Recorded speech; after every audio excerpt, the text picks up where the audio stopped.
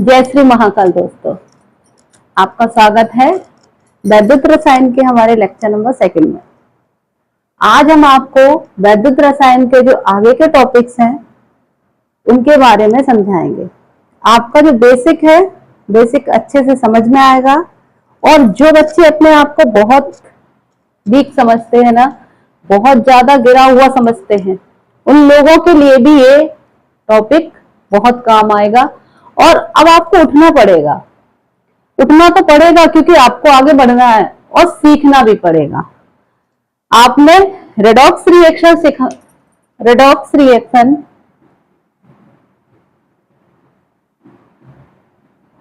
इसमें एक होता है रेडॉक्स रिएक्शन, यानी कि रेडॉक्स अभिक्रिया। आपने कभी पढ़ी होगी 10th क्लास में रेडॉक्स अभिक्रिया, 11th में भी है रेडॉक्स अभिक्रिया। तो उसमें होता क्या है, अगर आपको आती भी है तो भी एक बार समझ लेते हैं, जिससे कि क्या आपका रिवीजन हो जाएगा। और अगर नहीं आती है तो आप सीख जाओगे।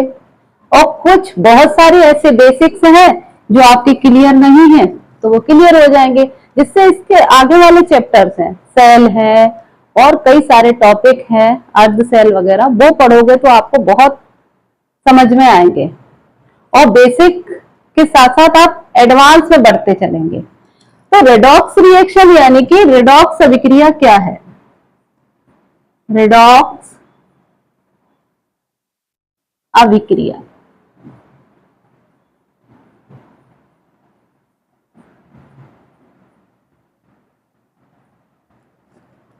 रेडॉक्स रिएक्शन या रेडॉक्स अभिक्रिया होती क्या है? बेटा जी एक चीज याद रखो, दो चीजों को मिलाकर एक बनती है, वो जैसे कि ऑक्सीकरण और अपचयन अभिक्रियाएं होती है, उनको मिलाकर एक बनती है रेडॉक्स अभिक्रिया। इस चैप्टर के अंदर जब भी आप सेल पढ़ेंगे तो उनमें आपको रेडॉक्स अभिक्रियाएं आएंगी। जिससे पहले हम आपको थोड़ा सा रिवीजन करा देते हैं। रेडॉक्स अभिक्रिया में होता क्या है, ये बनती है रिडक्शन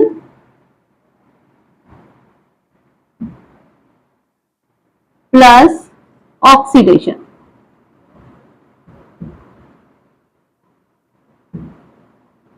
ये रिएक्शन बनती है रिडक्शन प्लस ऑक्सीडेशन। अगर हम इसको कहेंगे तो ये अपचयन प्लस ऑक्सीकरण से बनती है। अब आपके दिमाग में एक चीज आ रही होगी कि अपचयन क्या है और ऑक्सीकरण क्या है। अपचयन अभिक्रिया क्या है और ऑक्सीकरण अभिक्रिया क्या है? अपचयन और ऑक्सीकरण अभिक्रिया जब एक साथ होती है तो पूरी अभिक्रिया कहलाती है रेडॉक्स अभिक्रिया। अब हमें एक चीज क्लियर नहीं है कि अपचयन और ऑक्सीकरण क्या होता है, तो इसे भी बता रहे हैं अभी। जैसे यहां पर लेते हैं अपचयन। अपचयन इसको बोलते हैं रिडक्शन।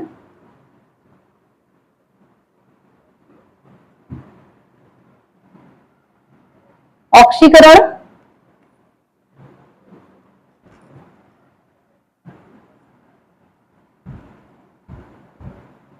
ऑक्सीकरण को बोलते हैं ऑक्सीडेशन।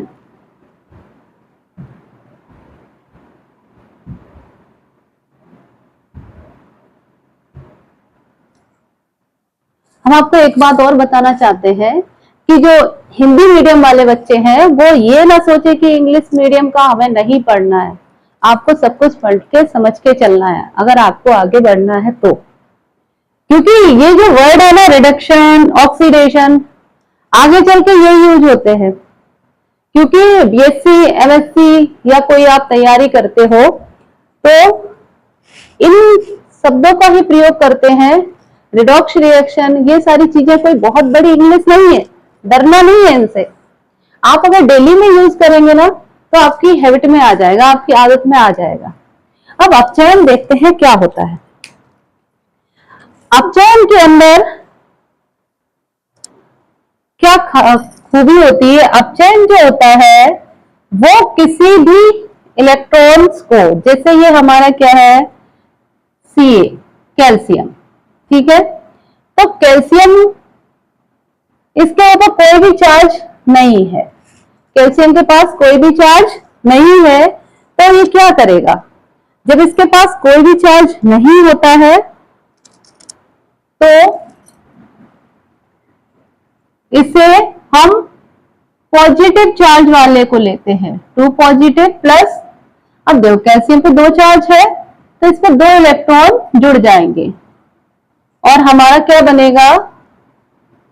Ca पूरा पूरा। अब ऑक्सीकरण के अंदर क्या होता है? जैसे ये जिंक है अपने पास, जिंक ने क्या किया? Zn पॉजिटिव बना लिया और प्लस 2 इलेक्ट्रॉन्स को निकाल दिया। इसका मतलब क्या है? अपचयन वे अभिक्रिया होती है जिसमें इलेक्ट्रॉन्स को ग्रहण करती है, यानी कि इलेक्ट्रॉन एब्जॉर्ब करती है, और ऑक्सीकरण वे अभिक्रिया होती है जिनमें कि इलेक्ट्रॉन्स को निकाला जाता है। अगर हम अपनी शुद्ध हिंदी बात समझे, अगर अपने लैंग्वेज में समझना चाहे तो ये अपचयन को इलेक्ट्रॉन्स बहुत प्रिय है, तो ये अपने आप लेता रहता है। ठीक है, इसको बहुत प्रिय इलेक्ट्रॉन्स लेगा, मतलब अपचयन की अभिक्रिया में इलेक्ट्रॉन्स जुड़ते हैं। उसके बाद ऑक्सीकरण क्या है? ऑक्सीकरण क्या है? इसको एलर्जी है इलेक्ट्रॉन से, इलेक्ट्रॉन्स जैसे ही आते हैं उसको भगा देता है, अपने पास रुकने नहीं देता, उसे पसंद नहीं है ये उल्टी सीधी चीजें इलेक्ट्रॉन्स वगैरह, वो तो ऑक्सीकरण है भैया, अपने आप को ऑक्सीकरण होना, रिडक्शन, ऑक्सीडेशन, इट मीन्स वो इलेक्ट्रॉन्स को निकाल रहा है। अब आपको ये पता होना चाहिए कि ये चार्ज कैसे आते हैं, 2 पॉजिटिव 2 निगेटिव या 2 इलेक्ट्रॉन्स। तो इन चीजों को जैसे हम समझते हैं, वैसे तो आपको इलेक्ट्रॉनिक विन्यास समझाया है, उसमें संयोजकता निकालना और ये संयोजकता के साथ हम कैसे चार्ज चढ़ाते हैं वो सब आ जाते हैं। लेकिन अगर हम यहाँ पे आपको साधारण तरीके से सिंपल वे में, अभी आप सीखना चाह रहे हैं ना, अभी इसी टॉपिक को याद करना चाह रहे हैं, समझना चाह रहे हैं, तो यहीं पे थोड़ा सा समझ लेते हैं, आपके काम आ जाएगा। जैसे कि आपका फर्स्ट ए समूह है, वो आपका hydrogen, lithium, sodium, potassium, rubidium, caesium, francium, यानी कि ये जो आपके दिए गए फर्स्ट ए समूह में सारे जितने भी आपके एलिमेंट्स हैं, सबकी ऑक्सीडेशन नंबर, सॉरी, सबकी जो संयोजकता होगी वो कितनी होगी? +1। इनकी सबकी क्या होगी? +1। उसके बाद हम आते हैं ऑक्सीकरण संख्या, इनकी क्या होगी? +1। अब आते हैं सेकेंडरी समूह। सेकेंडरी समूह हमारा कौन सा है? इस पूरे के लिए बताया है +1, आपको इनमें से कोई भी मिलेगा, उनका चार्ज क्या लगाएंगे हम? +1। अब आते हैं सेकेंड समूह पे। तो सेकेंड समूह हमारा होता है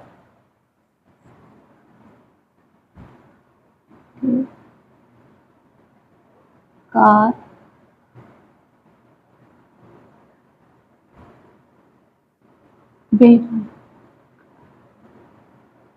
इसका क्या है? सेकेंड समूह में जितने भी आते हैं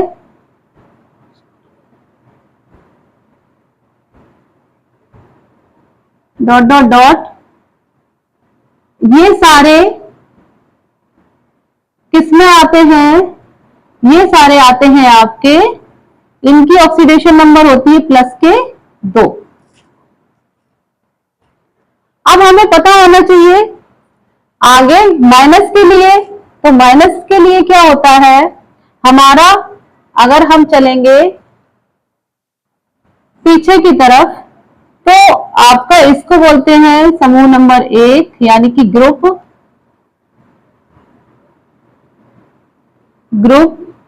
फर्स्ट, और ये हमारा कौन सा है? इसको ग्रुप सेकंड भी कह सकते हैं, ग्रुप सेकंड। तो ग्रुप सेकंड की हमारी ऑक्सीडेशन नंबर कितनी होती है? +2। अब हम आते हैं यहाँ पे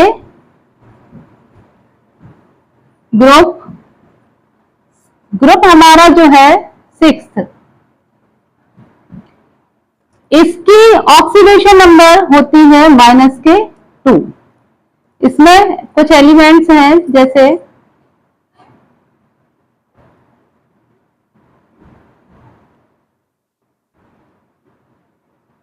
and dot dot dot.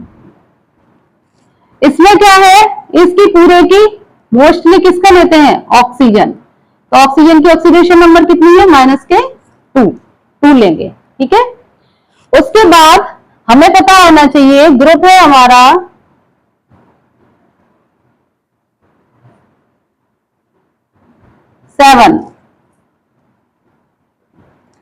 Group 7, इन सबको बोलते हैं हम ग्रुप 7 के अंदर आते हैं सारे हेलोजन एलिमेंट्स। तो हेलोजन एलिमेंट्स की क्या होती है, ऑक्सीडेशन नंबर इनकी सबकी होती है -1, जैसे fluorine, chlorine, bromine and dot dot dot. तो इनकी सबकी ऑक्सीडेशन नंबर कितनी होती है, -1। इतनी चीजें आपको क्लियर हो जानी चाहिए। अगर इतनी चीजें क्लियर है तो आपका ये चैप्टर आसानी से पूरा हो जाएगा। इस चैप्टर के लिए इतना बहुत है, बस याद रखना हमेशा ग्रुप फर्स्ट है उसकी +1, ग्रुप 2 की +2 और ग्रुप 6 की मोस्टली ऑक्सीजन को लिया जाता है। ठीक है, तो इसकी क्या होती है -2 और ग्रुप 7 इसको ये इसकी होती है, ये आते हैं P ब्लॉक के अंदर, ये P ब्लॉक के अंदर आते हैं और ये आते हैं दोनों S ब्लॉक के अंदर।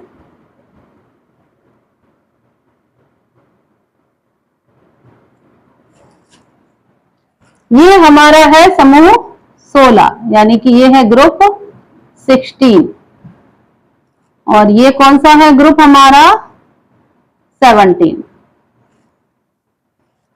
अगर हम ग्रुप 16 और ग्रुप 17 पे चलेंगे, ठीक है, तो हमेशा याद रखो ग्रुप 16 का हमारा क्या होगा -2, ग्रुप 17 का -1 और ग्रुप 1 के लिए होगा +1 और ग्रुप 2 के लिए क्या होगा, ग्रुप 2 के लिए होगा +2।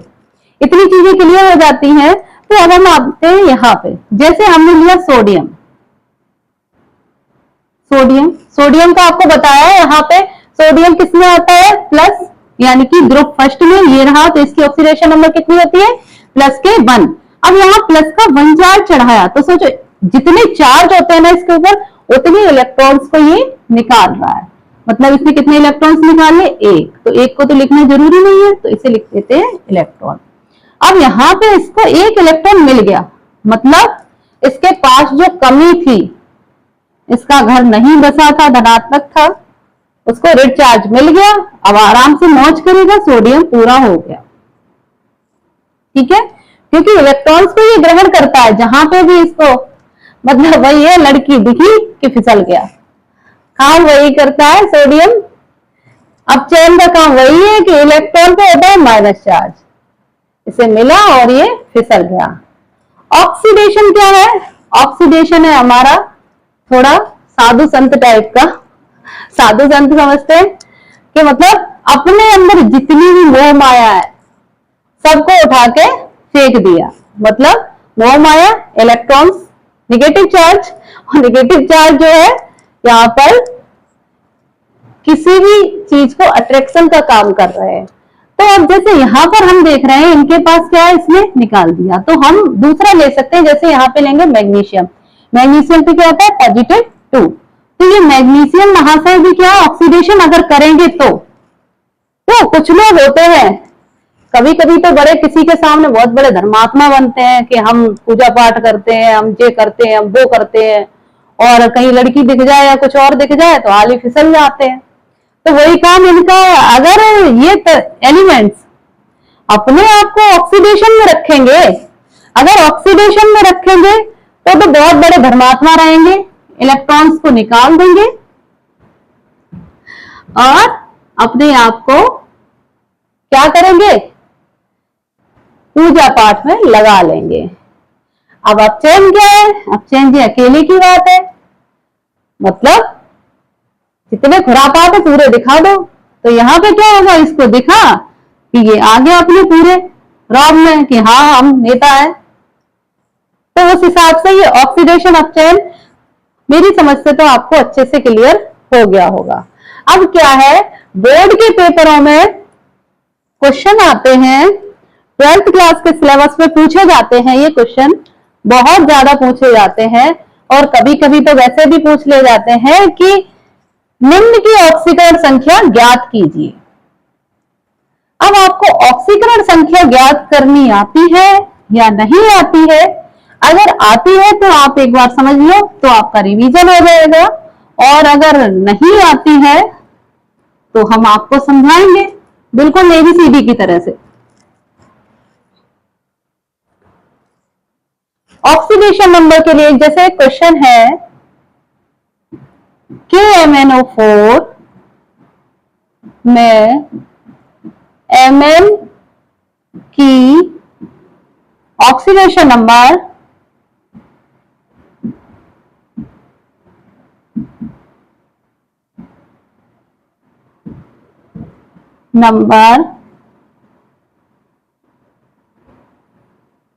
नंबर क्या है?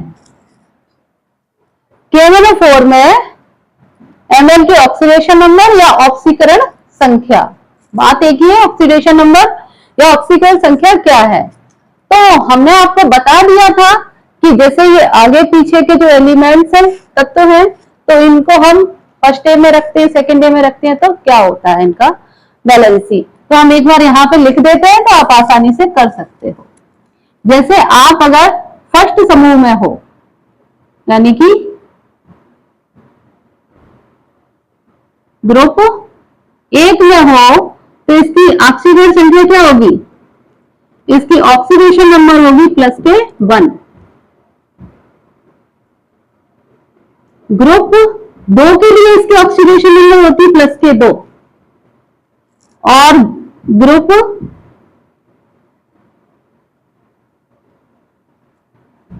16 के लिए होती है ऑक्सीडेशन नंबर -2।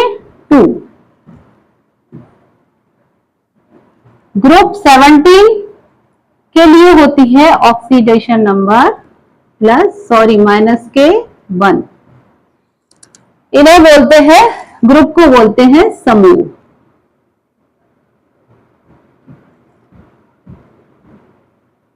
बेटा जी आपको आगे बढ़ना है तो ये सारी चीजें इंग्लिश और हिंदी सब समझनी पड़ेंगी, ठीक है? कोई बहुत बड़ी इंग्लिश नहीं है बेटा, आप क्यों पिछड़ जाते हो?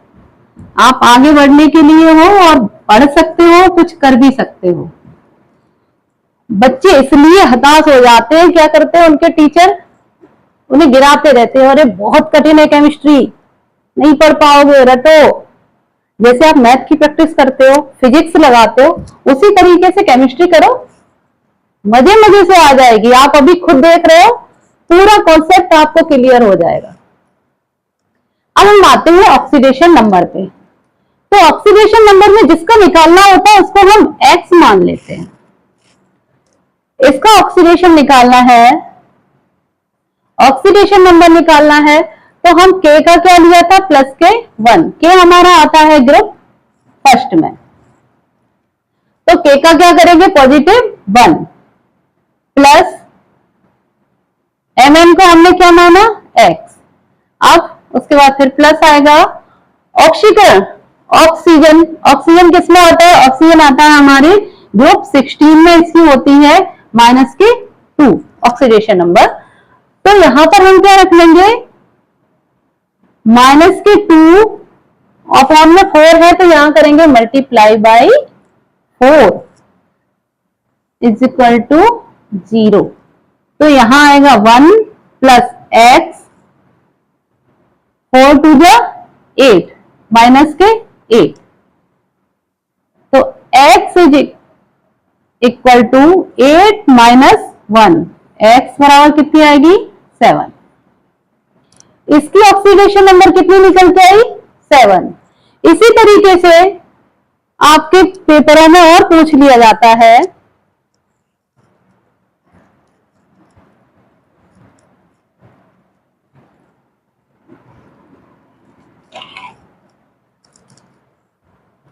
CaSO4 SO4 CaSO4 में सल्फर की ऑक्सीकरण संख्या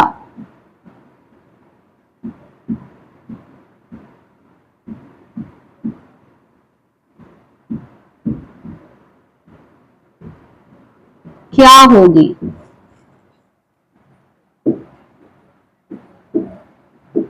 बिल्कुल उसी की तरह सॉल्व करेंगे। अगर आपको आ रहा है तो आप कमेंट्स में बता भी सकते हैं, और नहीं आ रहा है तो कोई बात नहीं, हम किस लिए सिखा देंगे सब कुछ। इसको निकालने के लिए हमने जैसे पहले किया था, इसे हम मान लेंगे x मान लिया। उसके बाद हम इससे क्या करेंगे, यहां पे करेंगे, कैल्शियम होता है हमारा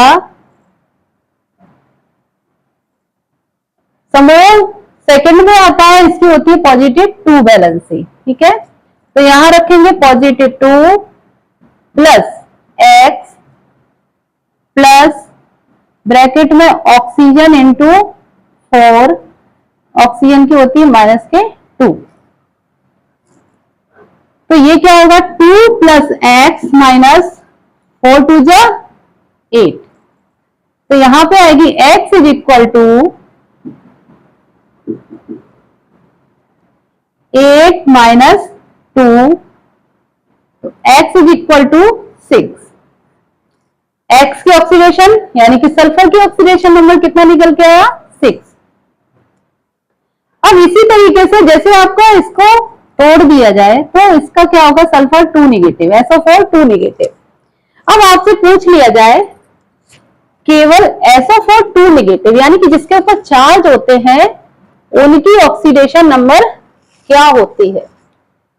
तो इसमें सल्फर को x मानेंगे और ऑक्सीडेशन नंबर की कोशिश करेंगे। आपको तो सीखना ही है, और सीखना है तो आगे बढ़ना है। अगर आपको आगे बढ़ना है तो मेहनत तो खुद करनी पड़ेगी।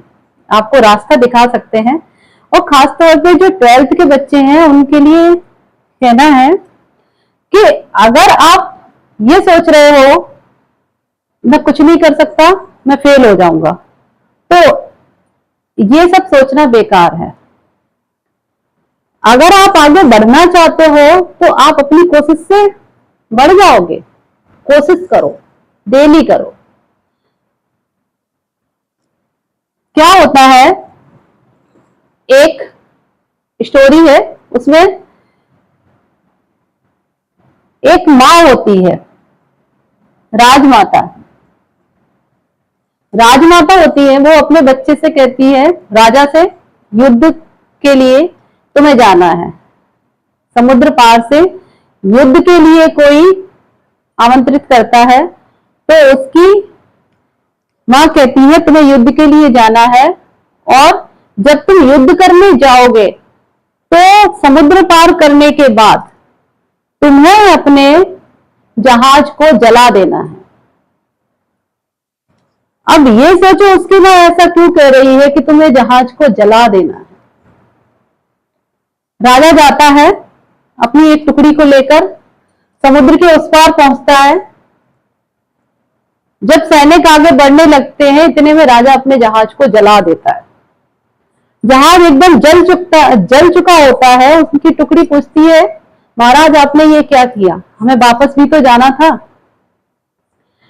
इतने में आगे के सैनिक देखते हैं, सैनिक दिखाई देते हैं, तो वो इतनी संख्या में थे कि उनकी टुकड़ी कुछ नहीं थी। मतलब उनका राज्य पूरी तरीके से नष्ट होने के, मतलब वो राजा पूरी तरीके से हारने के कगार पर खड़ा था, क्योंकि उनकी एक जहाज के बराबर टुकड़ी, और कहां उनका पूरा राज्य उस दुश्मन का।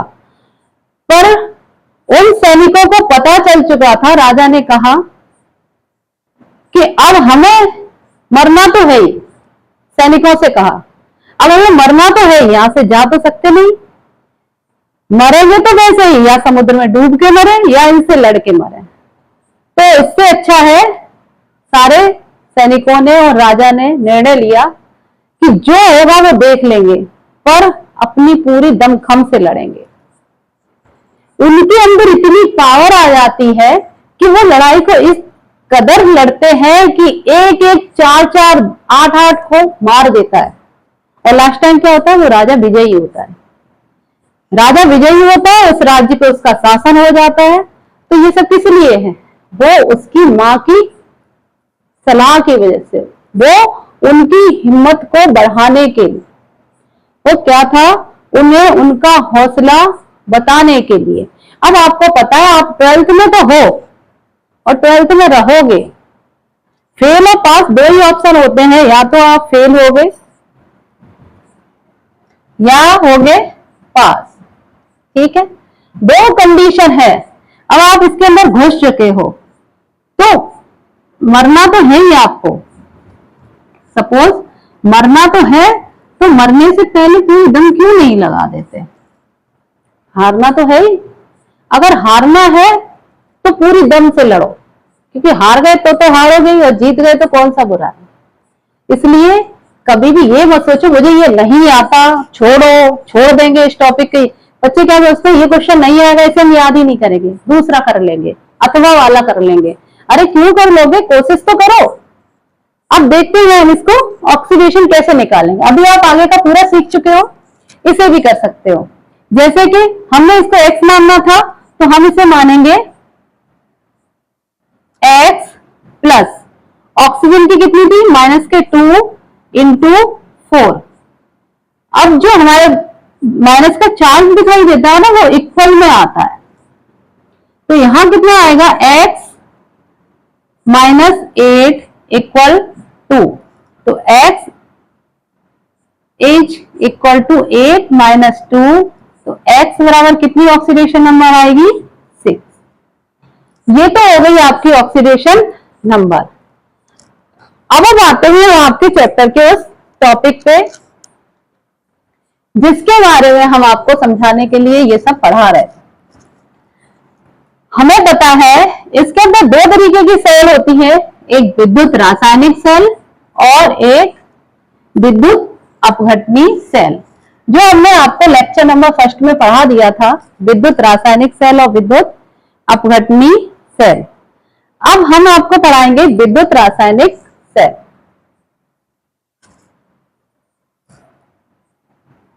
विद्युत रासायनिक सेल, आप सभी को जीतना है। आप सभी उस सैनिक की तरह हो, उस कहानी के सैनिक की तरह, जो हर एक विजयी होगा। यानी कि 12th एक ही बार में क्लियर होगा। केमिस्ट्री में तो कोई डाउट आपके बचेंगे ही नहीं। विद्युत रासायनिक सेल जब हम इसे बनाते हैं तो क्या करते हैं, दो बीकर लेते हैं। जैसे दो बीकर लिए, आप इसे इस तरीके से, चित्र को ज्यादा सजाने या ज्यादा गहरे ड्राइंग करने की जरूरत नहीं है। आप समझ जाओ, आपका टीचर समझ जाए और सारी चीजें सही हैं, बस इतना बहुत है। दो बीकर को लिया, उसमें दो इलेक्ट्रोड, यानी कि आपको हमने लेक्चर 1 में जैसे समझाया था, दो इलेक्ट्रोड को डालते हैं।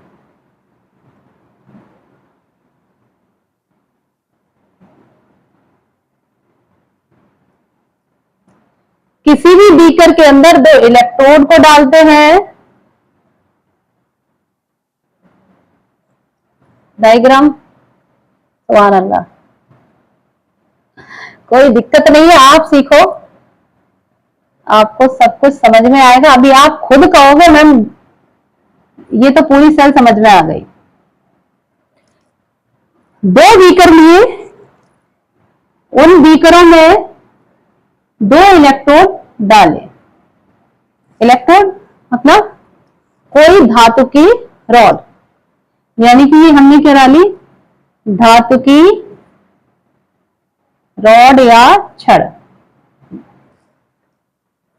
अब एक चीज और क्लियर कर दें आपको,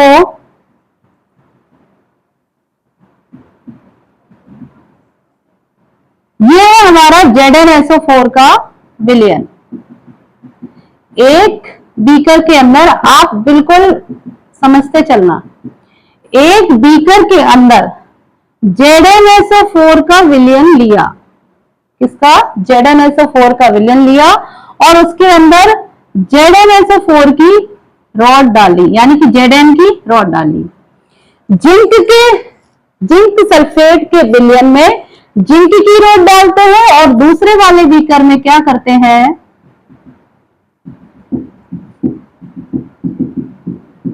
copper sulphate CuSO4, copper sulphate के विलयन में यहां पर हम डालते हैं कॉपर की रॉड, यानी कि कॉपर की छड़, इसको बोलते हैं इलेक्ट्रोड। ये भी है हमारा इलेक्ट्रोड, तो इसे कहेंगे एनोड और इसे कहेंगे कैथोड। अभी तक हमने पढ़ा था कैथोड कैसे होता है? ऋणात्मक, लेकिन इसके अंदर है कैथोड धनात्मक और एनोड ऋणात्मक, बिल्कुल जस्ट अपोजिट है। अब ये किस लिए है, ये भी हम अभी आपको क्लियर कराएंगे, क्यों होता है माइनस और क्यों होता है धनात्मक। क्योंकि हम सारी सेल में पढ़ चुके, ज्यादातर पढ़ते हैं कि कैथोड धनात्मक और एनोड, सॉरी कैथोड ऋणात्मक और एनोड धनात्मक, पर इस सेल के अंदर क्या होता है? एनोड है ऋणात्मक और कैथोड है धनात्मक। ऐसा क्यों होता है? बस बने रहो, आगे देखते हैं क्या होता है। अब इसमें क्या होता है, हम इसमें एक डालते हैं यू आकार की नली। इस विलयन के अंदर यू आकार की एक नली को डाल दिया जाता है।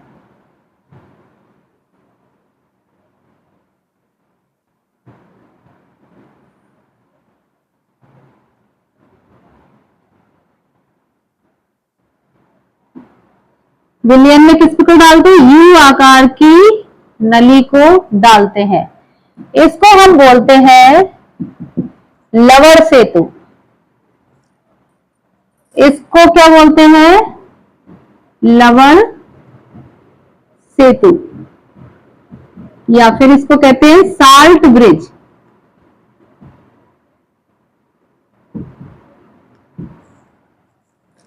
साल्ट ब्रिज कहते हैं इसको, और इसके अंदर भरा रहता है KCl का विलयन, KCl या अगर अगर का विलयन।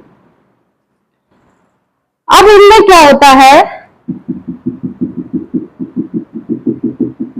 जब ये लवण सेतु को डालते हैं तो इनके विलयंस के बीच में कुछ अभिक्रियाएं होती हैं। मतलब यहां पर इधर होगा, इसमें कुछ अभिक्रियाएं होती है जिसे हम समझा रहे हैं।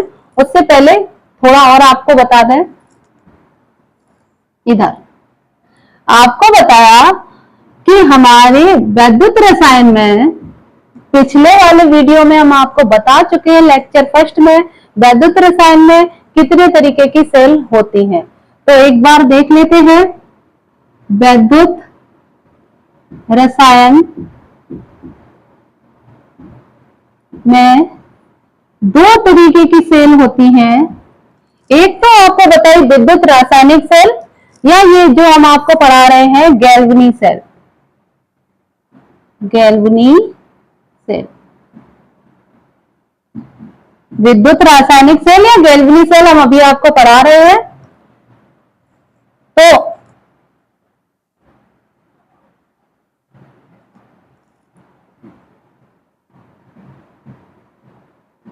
गैल्वनी सेल, ये आपके पेपरों में आते हैं क्वेश्चंस। अब पहली कौन सी सेल बताई? विद्युत रासायनिक सेल। रासायनिक सेल। और दूसरी कौन सी है? दूसरी बताई थी आपको विद्युत या वैद्युत, दूसरी है आपकी वैद्युत अपघटनी सेल। ये सोच रहे हैं मैम बार बार क्यों बता रही हैं। कुछ नहीं, आपका रिवीजन भी चल रहा है और आपको याद भी रहेगा, इसे भी समझाएंगे, डोंट वरी। अभी आप यहाँ आ जाओ। विद्युत रासायनिक सेल में क्या होता है, रासायनिक ऊर्जा को बदला जाता है विद्युत ऊर्जा में। रासायनिक ऊर्जा किसमें बदली जाती है, विद्युत ऊर्जा। रासायनिक ऊर्जा चेंज इनटू विद्युत ऊर्जा।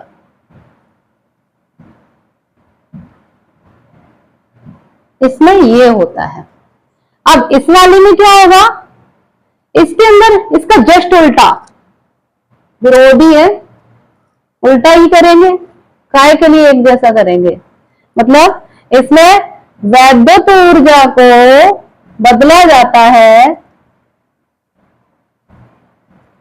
रासायनिक ऊर्जा।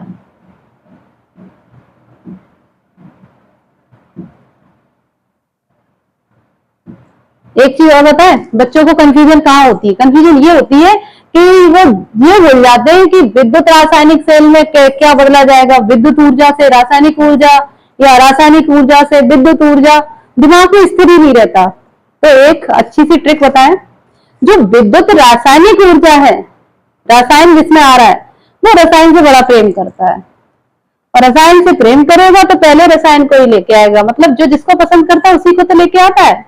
तो ये किसको लेके आएगा, विद्युत रासायनिक सेल में ये इसको पसंद करता है, तो ये लाइक कर रहा है तो किसको लेके आएगा, रासायनिक को।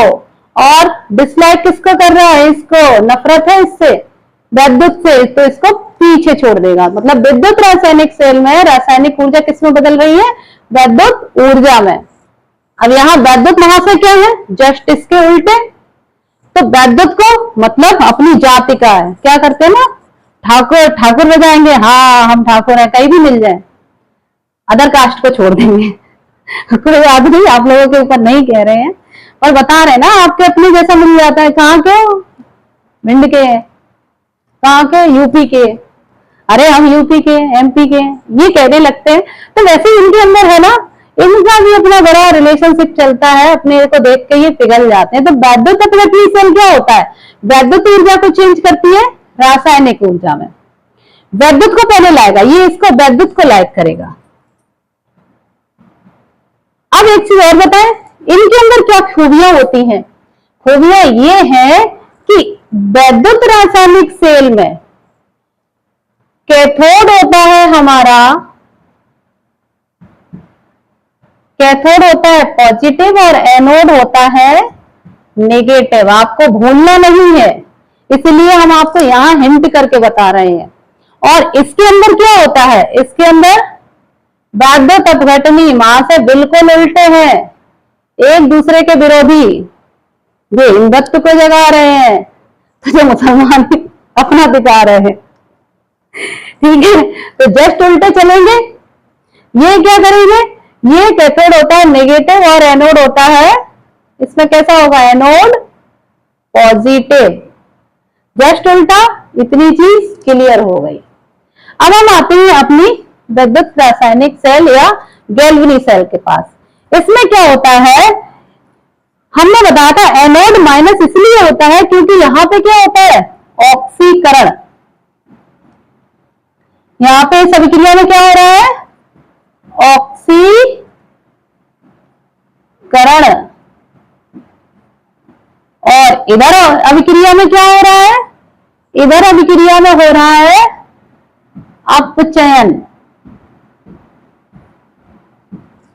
तो बस आपको ये याद रखना है, जिधर अपचयन हो रहा है वो कैथोड है, ऑक्सीकरण हो रहा है वो एनोड है।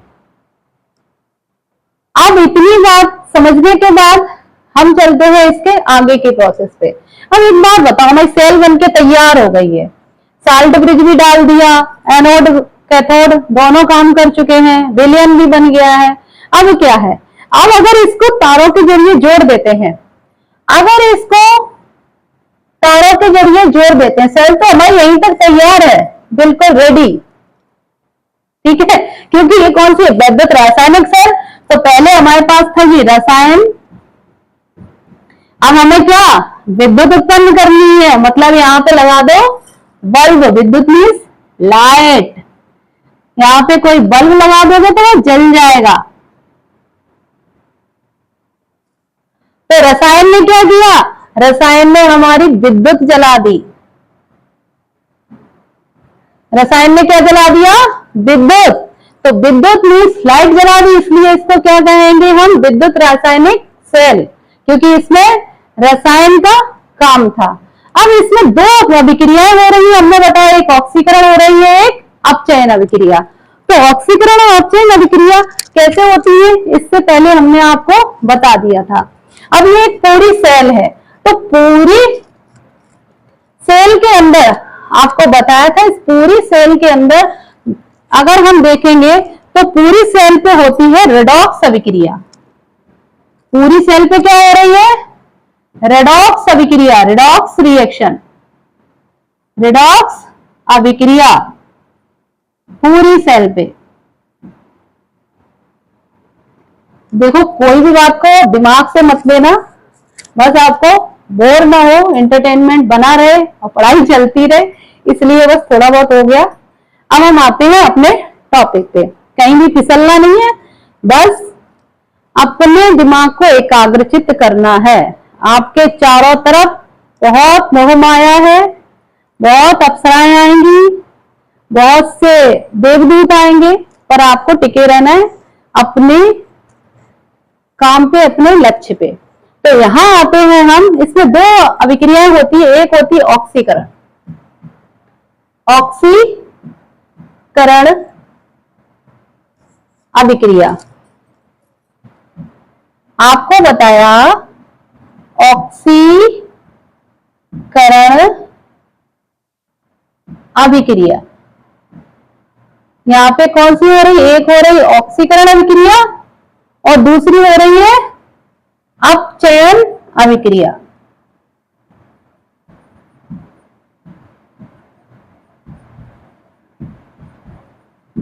दूसरी कौन सी हो रही है, अपचयन अभिक्रिया। अब हमने बताया ZnSO4 के विलयन में जिंक की रॉड डूबी है, ऑक्सीकरण हो रहा है। मतलब क्या है, हमने आपको बताया कि जो जिंक है वो ऑक्सीकरण कर रहा है। तो ऑक्सीकरण कैसे करेगा भैया, ऑक्सीकरण क्या है, महात्मा जिंक है, बहुत बड़ा महात्मा, और इसे मोह माया से नफरत है। तो इसके अंदर जो मोह माया होते हैं इलेक्ट्रॉन्स, इलेक्ट्रॉन्स है मोह माया, इनको निकाल के फेंक देगा और अपन धर्मात्मा बन जाएगा। अपचयन क्या है, अपचयन इसके अंदर हो रहा है, लालची इंसान कहां गया, ये रहा कॉपर। कॉपर क्या होता है, ये कॉपर को पसंद है इधर उधर लाइन मारना, मतलब अपने आप को हीरोगिरी दिखाना, चाहे भले ही दूसरे की उधार ले लो, पर बनना हीरो ही है दूसरों को दिखाने के लिए। तो यहाँ पे कॉपर दो इलेक्ट्रॉन्स को ले लेगा और अपने आप को बना लेगा हीरो। तो ये हो गई आपकी अपचयन की अभिक्रिया। अब हमने आपको एक चीज और बताई थी कि जब ऑक्सीकरण अभिक्रिया और अपचयन अभिक्रिया मिल रही थी तो पूरी अभिक्रिया को हम क्या कह रहे थे, पूरी अभिक्रिया को हम कहते हैं रेडॉक्स अभिक्रिया। अब हमें पता है कि ये जो ऑक्सीकरण अभिक्रिया है ये कैसी अभिक्रिया हो रही है, ये है अर्ध अभिक्रिया। ऑक्सीकरण अर्ध अभिक्रिया और ये अपचयन अर्ध अभिक्रिया। आदि आदि अभिक्रियाएं हो रही हैं। अगर आदि आदि अभिक्रिया होती है, जब इन दोनों को मिला दिया जाता है तो कैसी होती है पूरी अभिक्रियाएं। अब क्या होता है, इनका रसायन जो होता है रिवर्सिबल का लगाते हैं। रिवर्सिबल मीन्स उत्क्रमणीय, क्योंकि ये अभिक्रिया चलती रहती है, क्योंकि सेल हमें ये तो है नहीं एक बार बना ली काम खत्म, छोड़ दो रख दो बस हो गया दिखाना है, नहीं हमें सेल बनानी है, सेल को चलाना है, आगे काम करना है, बिल्कुल वैज्ञानिक तरीके से दिखाना नहीं है किसी को। तो इसके लिए ये अभिक्रिया निरंतर चलती रहती है, यहाँ ऑक्सीकरण होता रहेगा, यहाँ अपचयन होता रहेगा, मतलब ये रिवर्सिबल के साइन लगाते रहेंगे। अब हमें पता है ये दोनों अभिक्रियाएं अर्ध अभिक्रियाएं मिलकर क्या बनाती हैं, ये दोनों अर्ध अभिक्रियाएं मिलकर बनाती हैं रेडॉक्स अभिक्रिया। हमने आपको बताया था कि रेडॉक्स अभिक्रिया क्या होती है, ऑक्सीकरण अभिक्रिया तथा अपचयन अभिक्रिया दोनों को अगर प्लस कर दें तो हमारी बन जाती है रेडॉक्स अभिक्रिया या सेल अभिक्रिया। तो जैसे हम बताते हैं, आपको यहां दिया है Zn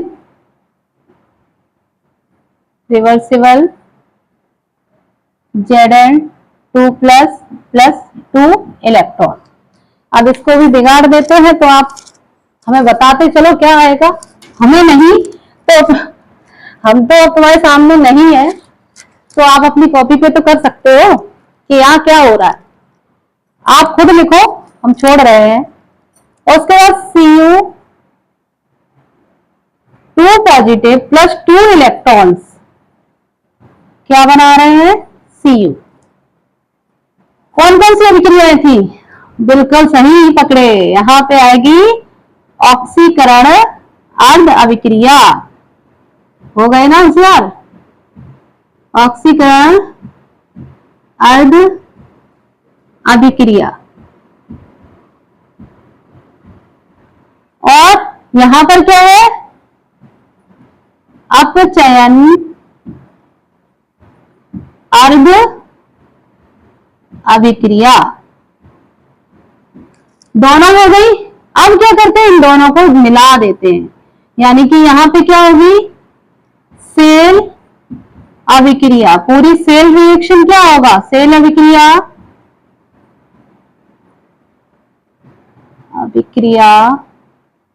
या सेल अभिक्रिया, या इसको बोलेंगे रेडॉक्स अभिक्रिया।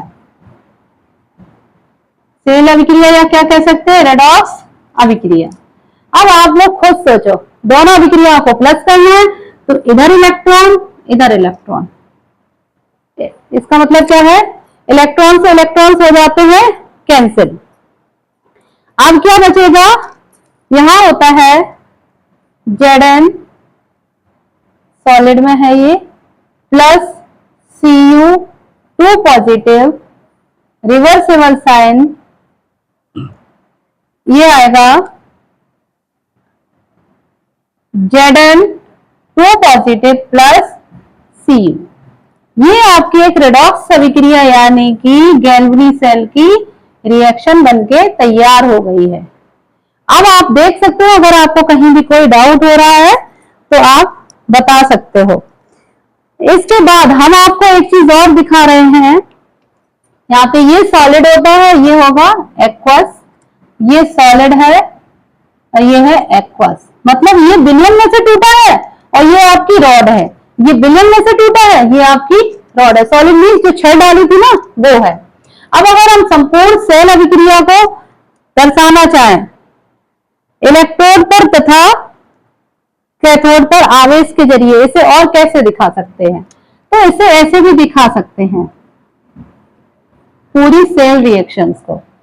जैसे हमने आपको दिखाया Zn यानी कि जिंक, जिंक हमारा था Zn, यही तो था जिंक, यानी कि जिंक धातु की छड़, ये पूरी आपकी अभिक्रिया को दिखा रही। जिंक धातु की छड़, ये है आपका विलयन।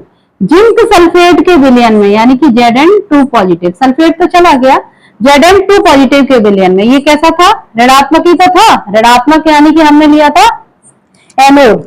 उसके बाद इसमें डला था लवण सेतु, ये होता है 2 डंडे खड़े कर दो लवण सेतु दिखाओगे। अब लवण सेतु के बाद फिर वही प्रक्रिया करोगे कि अब ये सॉलिड है तो ये कैसा था, जलीय था। अब यहां पर कॉपर सल्फेट का विलयन था, तो कॉपर सल्फेट के विलयन से क्या निकला था, कॉपर 2 धनात्मक, और ये कैसा होता है, जलीय यानी कि जल में घुला हुआ। और इसके अंदर काय की रॉड डली थी, रॉड डली थी कॉपर की। तो ये आपकी पूरी सेल अभिक्रिया बनकर तैयार हो गई है, सेल को दिखा रही है। ये होता है धनात्मक। ये किसको दिखाते हैं, इसके अंदर जो ये 2 डंडे दिखाई दे रहे हैं ना, ये हमारे दर्शाते हैं, ये होता है लवण सेतु। ये लवण सेतु को दिखा रहे हैं और ये दिखा रहे हैं रॉड को और इसका विलयन। इस टॉपिक